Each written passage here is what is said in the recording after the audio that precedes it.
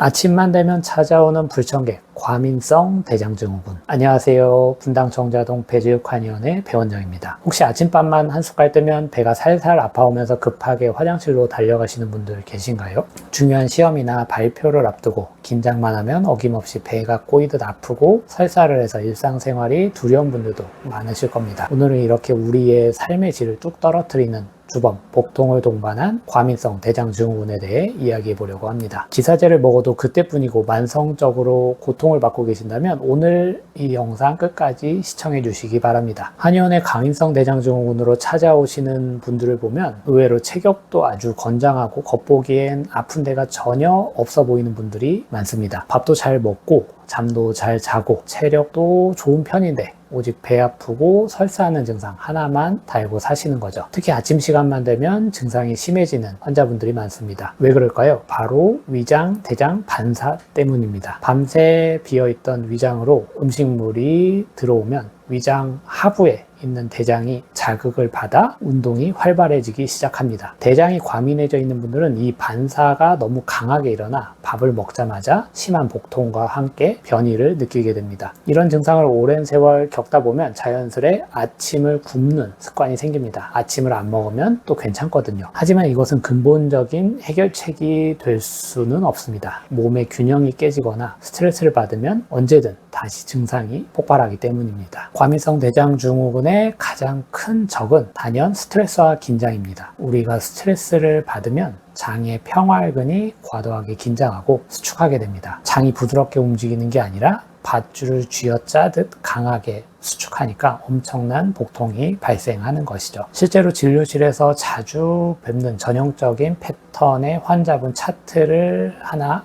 보면서 설명을 드리겠습니다. 평소 땀도 많고 열도 많아서 겨울에도 찬물을 벌컥벌컥 마시는 건장한 체격의 고등학생이었습니다. 그런데 이 고등학교 진학 후에 학업 스트레스가 심해지면서 일주일에 한두 번씩 30분 넘게 배를 쥐어짜는 복통과 함께 하루에 5번에서 8번씩 물설사를 쏟아낸다고 합니다. 아침을 먹으면 바로 배가 아프니 아침도 걸을 때가 많고 심할 때는 메스껍고 토할 것 같은 증상에 두통까지 동반된다고 하네요. 이런 경우 단순히 진경제나 지사제로 장의 움직임과 설사만 강제로 멈춰놓는다고 병이 나을까요? 일시적으로 증상을 모면할 수는 있어도 스트레스 상황이 오면 여지없이 재발하게 됩니다. 격가지에 나뭇잎만 쳐낼 것이 아니라 뿌리를 치료해야 합니다. 한의학에서는 어떻게 치료할까요? 한의학에서는 설사라는 증상 하나를 치료할 때도 환자의 체격, 성향, 동반되는 증상 같은 몸 전체의 상태를 고려하게 됩니다. 특히 복통이 겸해 있는 설사 환자는 크게 건장하고 열이 많은 타입과 허증,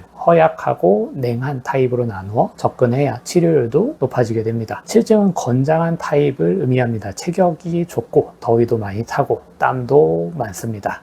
잦은 복통, 설사를 호소해도 찬물을 선호하는 경향이 있고요. 동반 증상으로는 속쓰림, 메스꺼움, 명치, 답답함 등이 같이 나타날 때가 많습니다. 이런 실증 타입의 환자들은 처방 중에 황금, 바나, 생강 같은 약재들이 들어간 처방군을 고를 때가 많습니다. 허증은 허약한 타입이라고 생각하시면 되는데요. 보통 체력이 약하고 추위를 많이 타는 경향이 있습니다. 설사도 만성적으로 하면서 손발이 찬 경향이 많고요. 만성 피로와 소화의 무력감, 식욕부진 등을 동반할 때가 많습니다. 이런 환자들의 경우에 속을 데우고 긴장을 완화시켜야 해서 계지, 건강, 작약 같은 약재가 들어간 처방군을 선택할 때가 많습니다. 앞서 말씀드린 열이 많고 건장한 남학생 같은 실증 환자의 앞서 말씀드린 열이 많고 건장한 차가워서 탈이 난 것이 아닙니다. 오히려 체내에 갇힌 열과 스트레스로 인한 위장관의 과도한 긴장이 문제입니다. 이럴 때는 황금이라는 약재를 써서 갇힌 열을 풀고 바나 생강 등으로 메스껍고 꽉 막힌 명치를 뚫어줘야 합니다. 그리고 작약을